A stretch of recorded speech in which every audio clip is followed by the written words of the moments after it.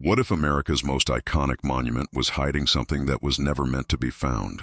When archaeologist Daniel Harrow discovers a hidden chamber behind Mount Rushmore's stone faces, he unearths not just an architectural anomaly, but a message carved in stone that defies scientific explanation. The symbols within speak of stars that haven't aligned in over 12,000 years and events that haven't yet occurred. As those who touch the mysterious black monolith begin dying one by one, Daniel races to decipher its warning before government agents can silence the truth. But the most terrifying question remains: why would someone seal this ancient knowledge behind presidential faces carved less than a century ago? Some secrets are buried for a reason. Some warnings aren't meant to be understood, only survived. The crack resonated through the dawn air like a gunshot. Daniel Harrow's hand froze mid-note, his pencil pressing so hard against his field journal that the tip snapped. 30 feet above him, a hairline fracture had appeared on George Washington's stone cheek, spreading outward like a spider's web across the granite face of Mount Rushmore. No ordinary geological shift. This was something else entirely. Did you hear that? He called to his research assistant Eliza, who stood on the maintenance platform nearby. Her face had drained of color, confirming she'd felt it too. That unnatural vibration that seemed to emanate from inside the monument itself. The February wind whipped around them, carrying the scent of pine and cold stone as they stood suspended against America's most iconic presidential tribute. Daniel squinted at his watch. 5:17 a.m. Too early for tourists, too early for the maintenance crew. Just the two of them, witnessing something impossible. The structural assessment can wait, Daniel said, tucking away his geological survey equipment. We need to see what's happening with that fissure. They climbed higher along the scaffolding that had been erected for their routine 5-year integrity check of the monument. The National Park Service had selected Daniel specifically for his expertise in weathering patterns of carved granite. 20 years studying ancient structures across 5 continents had earned him that trust. But nothing in those 2 decades had prepared him for what the beam of his flashlight now revealed. The crack wasn't just a surface fracture. It was an opening, revealing darkness beyond. "This isn't right," Eliza whispered, her breath clouding in the frigid morning air. The internal structure should be solid rock for at least 40 feet behind the carved surface. Daniel pressed his gloved hand against the cold stone beside the fissure, feeling a subtle current of air escaping, air that carried a musty, metallic scent that didn't belong to the Black Hills of South Dakota. His heart hammered against his ribs as professional curiosity warred with a primal instinct to retreat.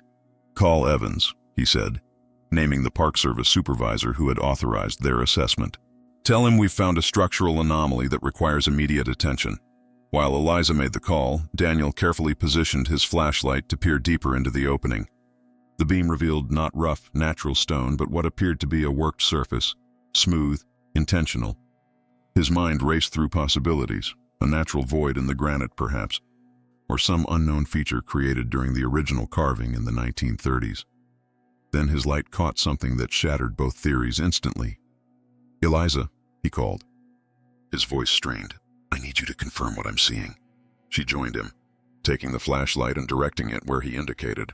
Her sharp intake of breath told him he wasn't hallucinating.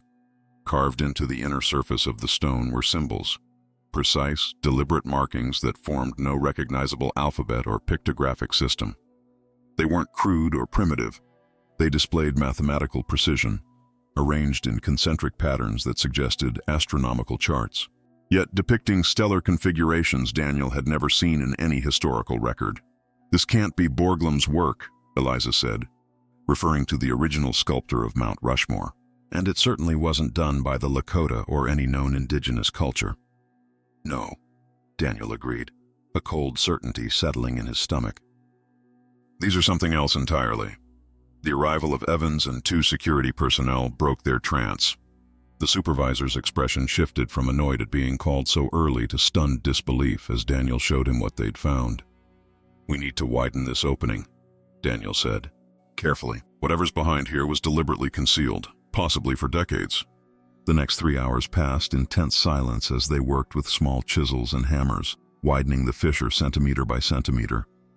The symbols continued inward, becoming more elaborate, more unsettling in their precision. By mid-morning, they had created an opening large enough for a person to squeeze through. Daniel volunteered immediately. "We don't know if it's structurally sound," Evans protested, but his objection lacked conviction. The professional curiosity that drove all of them had overtaken caution. "I've assessed tomb structures from Egypt to Peru," Daniel countered. "I know what to look for." Equipped with a helmet light, radio, and basic safety gear, Daniel eased himself into the narrow passage. The air inside was stagnant but breathable, carrying that same metallic tang he'd noticed earlier. The passage extended inward about 15 feet before opening into a small chamber. What he saw there stopped him cold. The chamber was roughly circular, perhaps 20 feet in diameter. Its walls were perfectly smooth, curving upward to form a dome. But it wasn't the architecture that made Daniel's breath catch in his throat.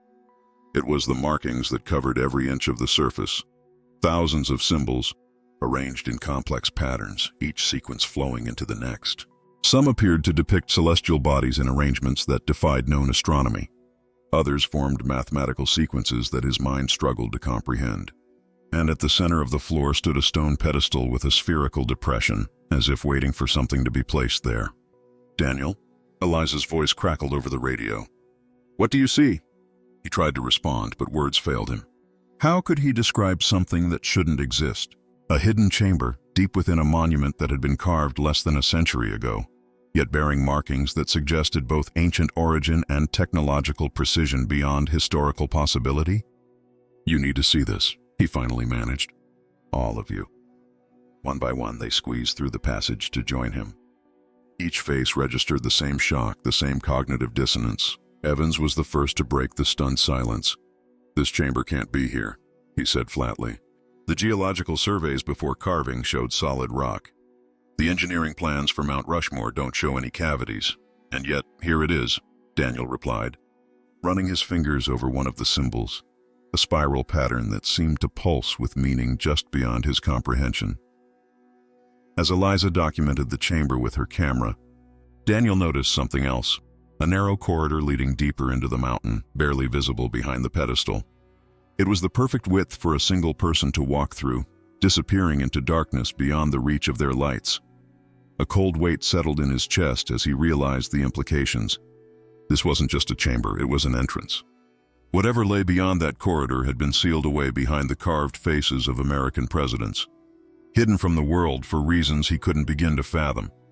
"We need to contact the Smithsonian," Evans was saying, already thinking of protocols and authorities, the archaeological division, linguistics experts, but Daniel barely heard him. His attention was fixed on the dark corridor and the distinct feeling that they weren't discovering something, they were being invited in. The crack that had appeared this morning hadn't been random. It had been precisely timed, like the turning of a key in a lock that had waited decades to be opened. "What are you thinking, Harrow?" Eliza asked quietly, recognizing the expression on his face. "I'm thinking," he said slowly, "that someone wanted us to find this. And I'm wondering why now, after all these years." As if in answer, a faint sound emerged from the corridor. Not a voice or a movement, but a subtle shift in air pressure, as if something vast had taken a breath. The following morning, the small chamber behind Mount Rushmore had been transformed into an impromptu research station. Portable lights cast harsh shadows across the curved walls, making the strange symbols seem to shift and dance. Daniel stood at the center, carefully photographing each section while a team of hastily assembled experts examined the markings in reverent silence. "These aren't random," Dr. Sarah Miller, a linguist from Georgetown University, observed. She traced a sequence of symbols with her pen without touching the surface. "There's syntactic structure here, recurring patterns that suggest a form of communication, not just decoration." Daniel nodded, focusing his camera on a particularly dense cluster of markings. But communication of what? And from whom? The question hung in the air unanswered. Since yesterday's discovery, the National Park Service had implemented a media blackout, citing structural assessment protocols, while they determined exactly what they were dealing with. Only a select team had been granted access, each signing confidentiality agreements that felt unusually severe for an archaeological find. The dating results came back, Eliza said, joining them with a tablet displaying laboratory data. The chamber's interior surfaces showing minimal weathering consistent with an enclosed space. But the tool marks on these symbols? She paused, visibly uncomfortable with her own findings. They predate Mount Rushmore's construction by at least several centuries. A tense silence followed. The implications were impossible. There must be an error in the analysis, Dr. Miller suggested, but her voice lacked conviction. Daniel turned toward the narrow corridor they'd discovered yesterday, the passage leading deeper into the mountain.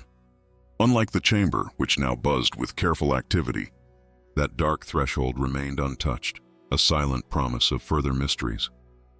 "We need to see what's beyond," he said quietly. Evans, who had barely left the site since yesterday, shook his head. "Washington has ordered a full structural assessment before further exploration. We're already stretching protocols by allowing this preliminary documentation." Daniel felt a surge of frustration.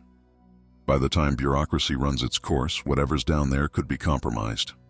Environmental exposure alone. "It's been sealed for centuries according to your own analysis," Evans countered. "Another week won't matter, but it would matter," Daniel thought. Something about this discovery felt urgent, pressing against his consciousness like a weight. The symbols surrounding them weren't just historical artifacts. They carried a message that seemed intended specifically for those who found it. Later that evening, alone in his hotel room in Keystone, Daniel spread his photographs across the bed. The symbols formed patterns that reminded him of star charts, yet depicted configurations impossible in Earth's night sky. Some sequences resembled mathematical formulas with a logic just beyond his grasp. Others appeared to be coordinates, warnings, invitations. His phone buzzed with a text from Eliza. Local museum archives might have something. "Meeting curator tomorrow morning." Daniel rubbed his tired eyes. In 20 years of fieldwork, he'd never encountered anything that defied historical context so completely. The chamber shouldn't exist, not inside a monument built in the 1930s, not with markings that suggested both ancient origin and technological precision. As sleep finally claimed him, Daniel dreamed of the dark corridor. In his dream, he walked its length alone, each step taking him further from known history and deeper into something vast and patient.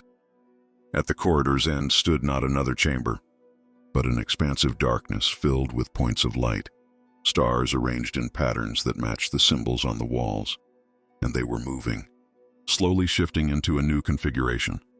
When he jolted awake at 3:17 a.m., a single thought dominated his mind. The chamber behind Mount Rushmore wasn't a relic of the past.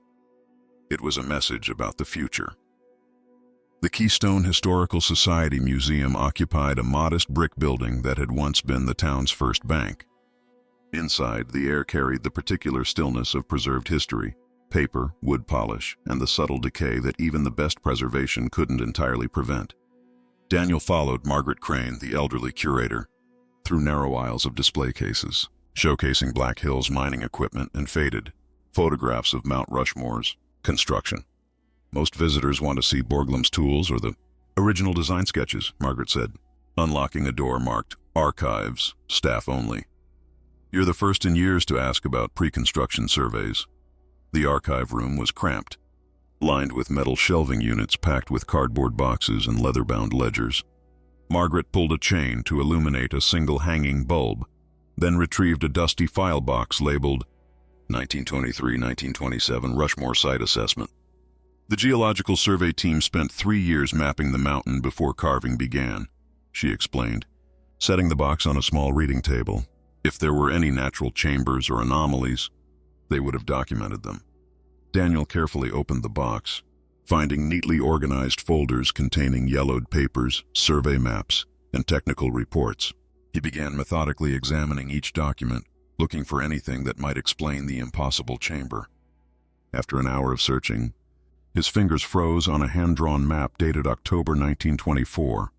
In the margin, barely noticeable, someone had sketched a small symbol, a spiral pattern identical to one he'd photographed in the chamber. "Margaret," he called softly, "do you know who produced these survey maps?" She peered at the document through thick glasses. The primary geological team was from Denver, but they worked with local guides. The Black Hills have a complicated history, sacred to the Lakota, coveted by miners, claimed by the government. Her expression hardened slightly. Not everyone was pleased with Borglum's plan to carve presidential faces into a mountain the Lakota called Pahasapa. Daniel carefully photographed the map, then continued through the documents. In 3 more places, he found similar symbols hidden in margins or corners, each matching patterns from the chamber, each seemingly deliberate yet inconspicuous enough to go unnoticed for a century. "Is there any record of unusual findings during the surveys?" he asked. "Anything that might have delayed or complicated the project?" Margaret hesitated, then opened a narrow drawer in her desk, retrieving a thin leather journal. This belonged to William Hayes, one of the local guides who worked with the survey team. His granddaughter donated it years ago, but it's too speculative for our official collection. Daniel accepted the journal with careful hands. The leather was cracked with age, the pages brittle. Inside, in faded ink, Hayes had documented his work with the survey team. Mundane details of weather conditions and terrain assessments. But as Daniel turned the pages, the entries changed in tone. October 17th, 1924. Davidson insists there's nothing unusual about the north face, despite what Thomas and I found yesterday. The crevice has been sealed with something that doesn't match the surrounding granite. I showed him the markings, but he dismissed them as natural mineral patterns. He's wrong. October 23rd, 1924. They've selected the exact location for the carvings, directly over the sealed entrance. This can't be coincidence. When I questioned Borglum about it, he looked through me as if I weren't there.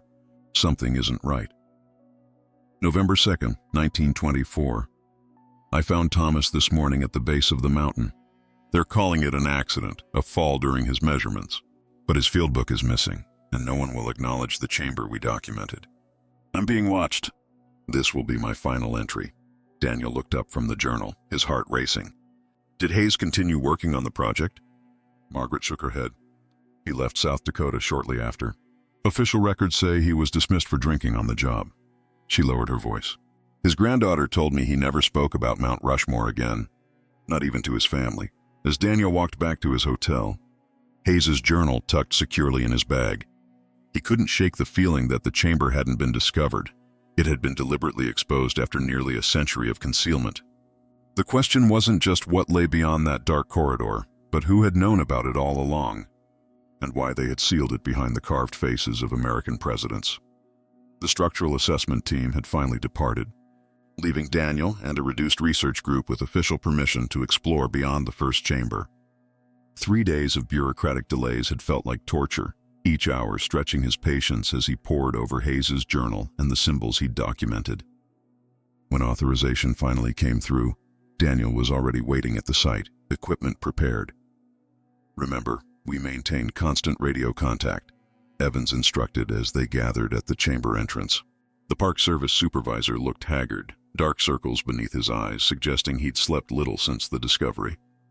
First sign of structural instability, everyone evacuates immediately.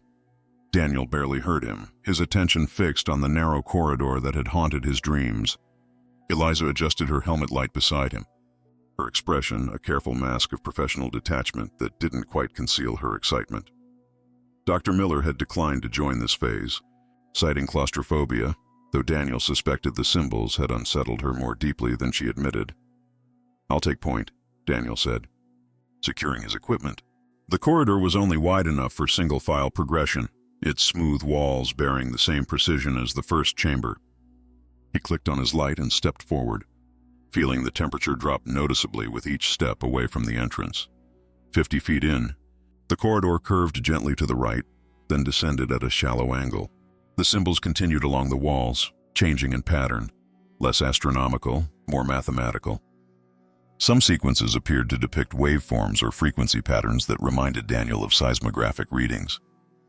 "The craftsmanship is extraordinary," Eliza noted, her voice tight with concentration as she documented the walls. "These weren't carved with period tools. The precision is mechanically perfect." After nearly 10 minutes of careful progress, the corridor opened into a second chamber, significantly larger than the first. Daniel's light couldn't reach the far wall, suggesting a space at least 60 feet across. As the team filed in, their combined illumination revealed what waited at the center. A perfect black monolith stood upright, approximately 12 feet tall and 6 feet wide. Unlike the rough-hewn walls of the chamber, its surface was polished to a mirror finish that seemed to absorb rather than reflect their lights. No visible markings marred its perfect geometry. "What material is that?" Evans whispered, his professional demeanor cracking as he stared at the object. Daniel approached slowly, circling the monolith at a cautious distance. Its edges were precisely geometric, corners forming perfect right angles. The surface appeared to be stone, yet unlike any mineral he'd encountered in decades of fieldwork. "We need samples," he said, reaching into his pack for collection tools. "Wait." Eliza had stopped several feet from the monolith, her expression troubled. "Do you feel that?" Daniel paused, suddenly aware of a sensation he'd been subconsciously registering since entering the chamber. A subtle vibration, almost below the threshold of perception, emanating from the black structure. Not sound, not movement, but something more fundamental that seemed to resonate through his body rather than his ears. "It's humming," Evans said, though the chamber was perfectly silent. Daniel forced himself to approach closer, extending his hand toward the monolith's surface. 6 inches away, his fingers began to tingle as if passing through an electromagnetic field. When his fingertips finally contacted the black surface, cold shot through his arm like an electric current. Images flashed through his mind, stars wheeling across an unfamiliar sky, mountains crumbling, oceans surging beyond their boundaries. A precise sequence of celestial movements repeating like frames in a film, accelerating toward some culmination he couldn't comprehend. He jerked his hand back with a gasp, stumbling away from the monolith. The vision vanished instantly, leaving him disoriented and nauseous. "Daniel?"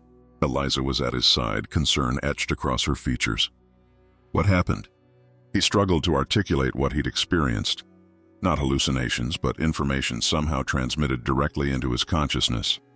Before he could respond, Evans approached the monolith, his scientific curiosity overriding caution. "Don't," Daniel started to warn. But Evans had already placed his palm flat against the black surface. The supervisor's body went rigid, his eyes widening in shock or horror. When he finally pulled away several seconds later, his face had lost all color. "This isn't a historical artifact," Evans said, his voice hollow. "It's a countdown." Daniel hunched over his laptop in a corner booth of the Rushmore View Cafe, his third cup of coffee growing cold beside stacks of printouts. The diner's morning bustle provided anonymity. Tourists discussing hiking routes, locals reading newspapers, waitresses calling orders. No one paid attention to the haggard archaeologist surrounded by star charts and astronomical calculations. 3 days had passed since they'd discovered the monolith. 3 days of fragmented sleep haunted by the same images that had flooded his mind when he touched its surface. Evans had shut down the site completely, citing potential environmental hazards while coordinating with federal agencies. The team had been sworn to secrecy, but Daniel couldn't stop searching for answers. "Mind if I join you?" Dr. Miller slid into the booth without waiting for his response. The linguist looked as exhausted as he felt, her usual meticulous appearance showing signs of strain. "Evans is keeping me away from the site. Says my expertise is no longer required." Daniel pushed a folder toward her. "What do you make of these?" She studied the pages, photographs of the wall markings he'd matched with astronomical software. The symbols appeared to track celestial movements across thousands of years, culminating in a specific configuration. "You're suggesting these are predictions?" Her voice held careful skepticism. "Not predictions, observations." Daniel lowered his voice. "I've been consulting with an astrophysicist at Berkeley, hypothetically, of course. The star patterns depicted in the chamber show actual celestial movements spanning approximately 12,000 years. He tapped a sequence of symbols. "This shows our current sky, and this," he indicated the final pattern. "This shows a planetary alignment that will occur 47 years from now."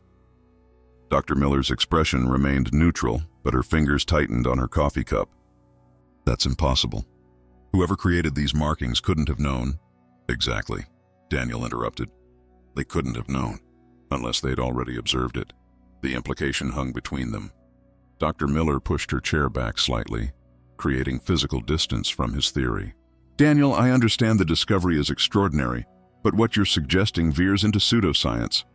"There are rational explanations." "Like what?" Daniel leaned forward.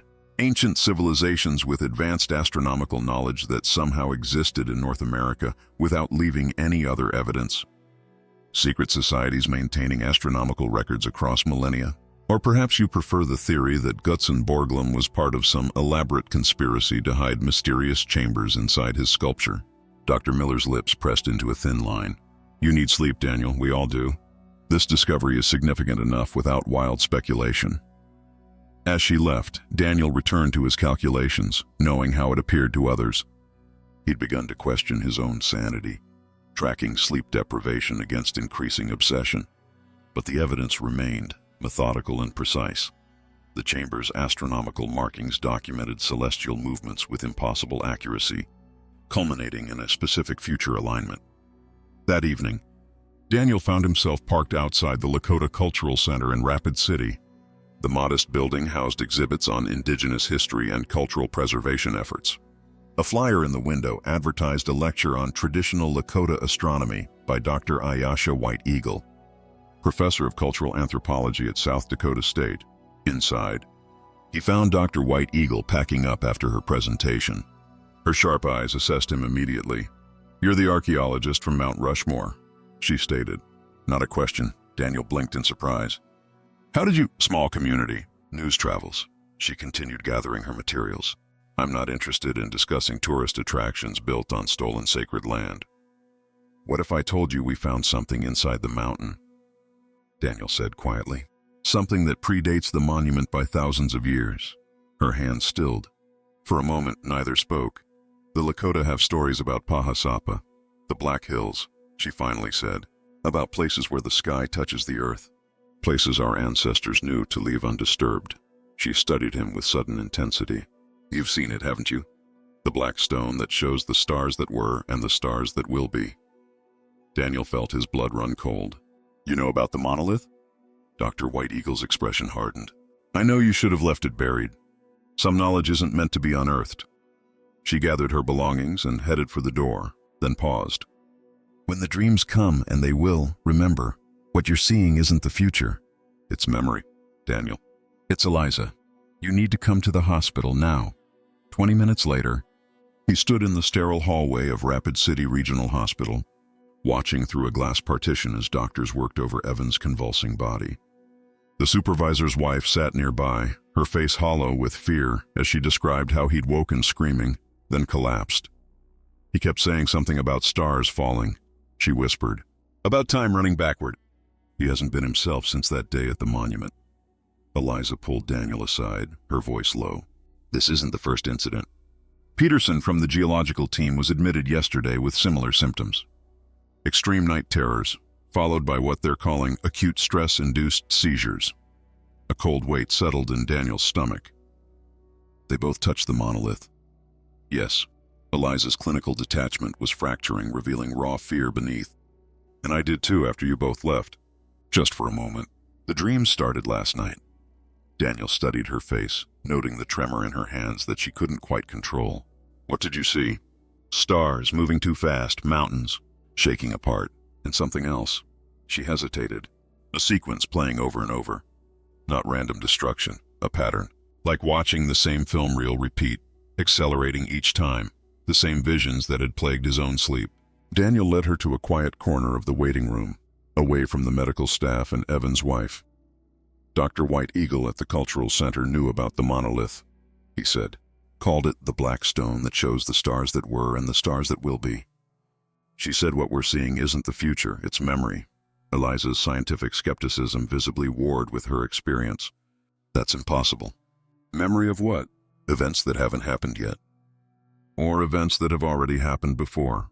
Daniel's voice was barely audible. "What if the astronomical sequence isn't a prediction but a record? What if the Earth has experienced this alignment before, with catastrophic consequences?" A doctor emerged from Evan's room, interrupting their conversation. His expression was grave as he approached Evan's wife.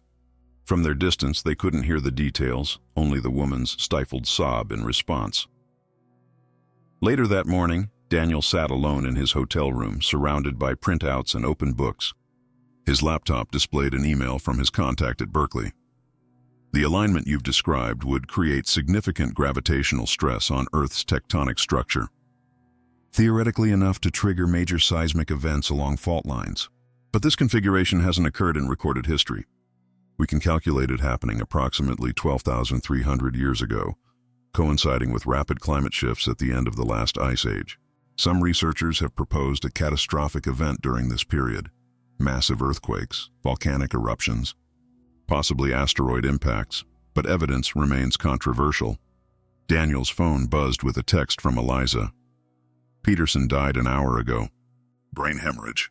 Evans in induced coma. I can't sleep anymore. The visions are getting worse. As he stared at the message, a sharp knock at his door made him flinch. He opened it to find a man in a dark suit, displaying credentials too quickly to properly examine. Dr. Harrow? I'm Agent Mercer, Department of Energy. You need to come with me immediately. The site has been designated a matter of national security. On what grounds? Daniel demanded. Unusual radiation signatures emanating from the chamber you discovered. All civilian personnel are being removed from the investigation. The agent's expression revealed nothing. We've already collected Dr. Miller and your assistant, Ms. Davis. Eliza? She's in the hospital. Ms. Davis was never admitted to any hospital. Dr. Harrow, please gather your research materials and come with me now. Daniel felt a surge of vertigo that had nothing to do with lack of sleep. The text message still glowed on his phone screen, from a number he recognized as Eliza's. But if she wasn't at the hospital... Of course, he said, buying time as cold panic spread through his chest. Let me just collect my notes. Daniel slipped through the service exit of the hotel while Agent Mercer waited in the lobby. The bitter cold of the February night hit him like a physical blow as he hurried down the alley, clutching his laptop bag containing Hayes' journal and his most critical research. His rental car would be watched. Public transportation was limited. He had perhaps minutes before they realized he wasn't gathering materials as promised. The text from Eliza's phone remained open on his screen. Either someone had her phone or someone was impersonating her. Either possibility sent ice through his veins. He dialed the hospital directly. Rapid City Regional, how may I direct your call? I need to know if an Eliza Davis was admitted today. One moment. A pause that stretched his nerves to breaking. I'm sorry, we have no patient by that name. Daniel ended the call, mind racing. If Eliza wasn't at the hospital, where was she? And who had sent that text? He tried calling her number directly, straight to voicemail. Same with Dr. Miller's phone. It was as if they'd vanished. He made a split-second decision and headed toward the Lakota Cultural Center. Dr. White Eagle had known about the monolith.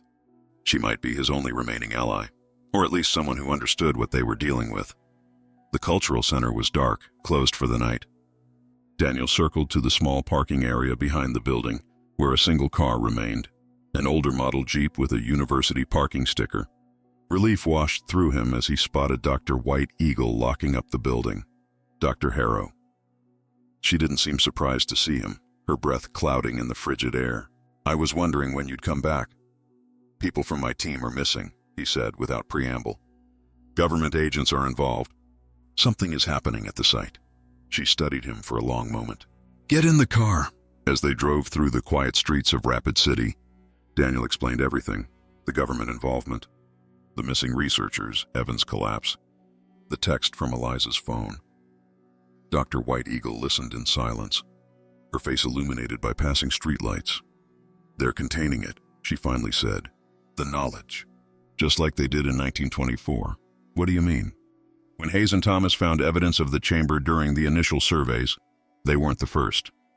My great-grandfather was part of a delegation that tried to stop Mount Rushmore's construction because of what lay within the mountain.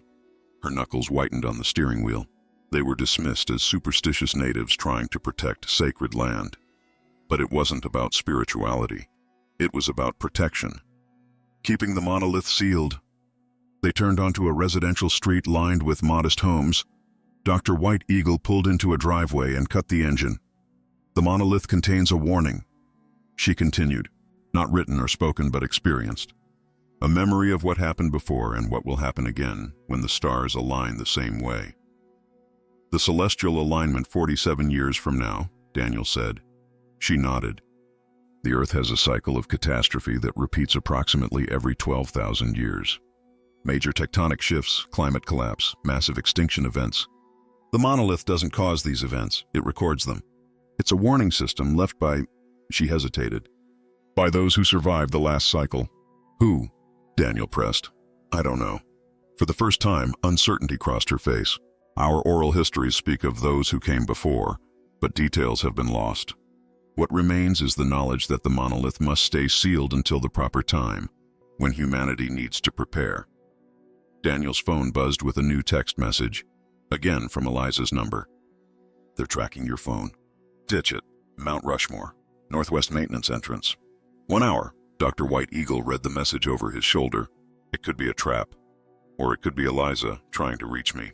Daniel stared at the screen, decision crystallizing. I need to go back to the monolith. It's the only way to understand what's happening. The visions will get worse the closer you get, she warned. Those who spend too much time near it don't survive the mental strain. That's why your colleagues are dying. Daniel thought of Evans convulsing in the hospital bed, of Peterson's fatal brain hemorrhage, of the dreams that had already begun to fracture his own grip on reality. I don't have a choice, he said. People's lives are at stake. And if what you're saying is true, if the monolith is warning about a global catastrophe, then potentially millions more. Dr. White Eagle closed her eyes briefly, then reached for her keys. Then we'd better hurry. Moonlight painted Mount Rushmore in stark contrasts. The presidential faces watching with indifferent stone eyes as Daniel and Dr. White Eagle approached the Northwest Maintenance access. The tourist areas had been evacuated.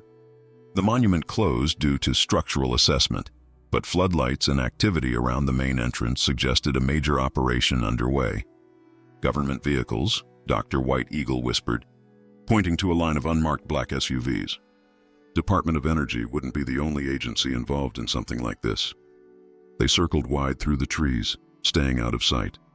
Daniel's phone was abandoned miles back, but he'd memorized the route to the maintenance entrance, a small service door built into the mountainside, normally used by preservation teams to access internal structural supports. There, Daniel pointed to a shadowy recess in the rock face. As they approached, a figure emerged from the darkness, Eliza, her face drawn with exhaustion, eyes darting nervously. You came. Relief flooded her features. I wasn't sure you'd trust the message. What's happening? Daniel demanded. Where have you been? They took me directly from the hospital after I saw Evans. They're taking everyone who's had contact with the monolith. Her voice trembled slightly. They've established a research facility inside the chamber. They're studying it, documenting the visions, trying to understand the warning. How did you get away? I didn't, not exactly. Eliza glanced back toward the entrance. I'm supposed to bring you in. They need your expertise, but not for the reasons they'll tell you. Daniel felt Dr. White Eagle tense beside him. What do they want with him? They think he can solve it. The monolith responds differently to different people. Daniel saw more than most, retained more coherent visions. Eliza's gaze shifted to Dr. White Eagle. They don't know about you or your connection to this place. You should leave while you can. I'm staying, the anthropologist said firmly. Eliza nodded, then turned back to the entrance. Follow me. And Daniel, whatever they ask you to do, remember, the monolith doesn't want to be understood. It wants to be heeded. The narrow maintenance tunnel soon connected with the wider corridor Daniel remembered. As they approached the first chamber, the ambient temperature dropped noticeably. The chamber itself had been transformed. Scientific equipment lined the walls, computers monitored various readings, and technicians in lab coats moved purposefully through the space. None looked up as Eliza led them deeper, toward the passage to the monolith chamber. They've been at this for days, she explained quietly. Around-the-clock operation. They've documented the symbols, taken samples of the stone, but the monolith itself resists analysis. Conventional dating methods fail. Material composition readings are inconsistent. The second chamber had changed even more dramatically. Powerful lights illuminated every corner, revealing the full scale of the black monolith at the center. A series of sensors surrounded it, maintaining a careful distance. On monitors nearby, Daniel could see readings that fluctuated wildly. Electromagnetic activity, radiation levels, even subtle gravitational variations. Standing before the monolith was Dr. Miller, staring at its surface with unblinking intensity. She didn't acknowledge their arrival, didn't seem to register any external stimuli at all. She's been like that for 18 hours, Eliza whispered. They can't move her away from it. Anyone who tries experiences feedback, painful feedback. Mr. Harrow. A new voice drew Daniel's attention. Agent Mercer approached, looking unsurprised by his presence. "Thank you for joining us, however unconventionally. And Dr. White Eagle, an unexpected but welcome addition." "What have you done to Dr. Miller?" Daniel demanded. "We've done nothing. The monolith has accepted her as a witness." Mercer's clinical tone made the statement more disturbing. "We believe it's showing her the complete cycle. Past catastrophe, future repetition. Unfortunately, the human mind isn't equipped to process that much information. She'll be the third fatality since we began studying it." "You're killing people," Dr. White Eagle said, horror evident in her voice. "We're trying to save millions," Mercer countered. "If the astronomical predictions are correct, Earth faces a cataclysmic event in 47 years. We need to understand what's coming and how to prepare." Daniel stared at the monolith, feeling its silent pull even from a distance. The visions in his mind had never fully subsided. Stars wheeling, continents shifting, oceans swallowing coastlines. A record of what had happened before, a warning of what would come again. "You can't prevent it," he said quietly. "That's not what the monolith is for. It doesn't offer solutions, only memory. The knowledge that this has happened before and humanity survived." Mercer's expression hardened. "We need you to make direct contact again, Dr. Harrow. Your neurological readings showed the strongest coherence during exposure." "You might see what we've missed." Daniel looked at Dr. Miller's vacant stare, at the monitors displaying her fading vital signs, then at Dr. White Eagle, whose eyes held both understanding and resignation. "The monolith doesn't want interpreters," she said softly. "It wants witnesses. People who will carry the memory forward, help others prepare when the time comes." Daniel stepped toward the black surface, feeling the familiar resonance building in his mind. The choice before him was impossible. Risk his sanity, perhaps his life, touching the monolith again, or walk away, leaving its warning unheeded. "The sky doesn't lie," he whispered. "It only waits. In the silent spaces between what we know and what we fear lies the true nature of discovery." Daniel Harrow's journey into the heart of Mount Rushmore forces us to confront an unsettling question. Are some mysteries better left undisturbed? When faced with knowledge that threatens not just our understanding of history but our very future, what choice would you make? Would you become a witness to the truth, knowing it might consume you? Or would you seal it away, protecting others from what they cannot comprehend? The monolith's warning reminds us that humanity exists in cycles we rarely perceive. Our monuments, our greatest achievements, may simply be moments between catastrophes, temporary markers in time that future civilizations will discover and puzzle over. Perhaps the true measure of our species isn't what we build, but what we choose to remember and what we decide to warn others about. If you found yourself drawn into this dark exploration of archaeological mystery and psychological horror, consider joining our community of viewers who seek stories that challenge the comfortable narratives of history. Share this journey with others who appreciate the delicate balance between scientific discovery and ancient wisdom. Subscribe to see more hidden histories uncovered, more forbidden knowledge revealed, and more questions that haunt the spaces between what was and what will be again.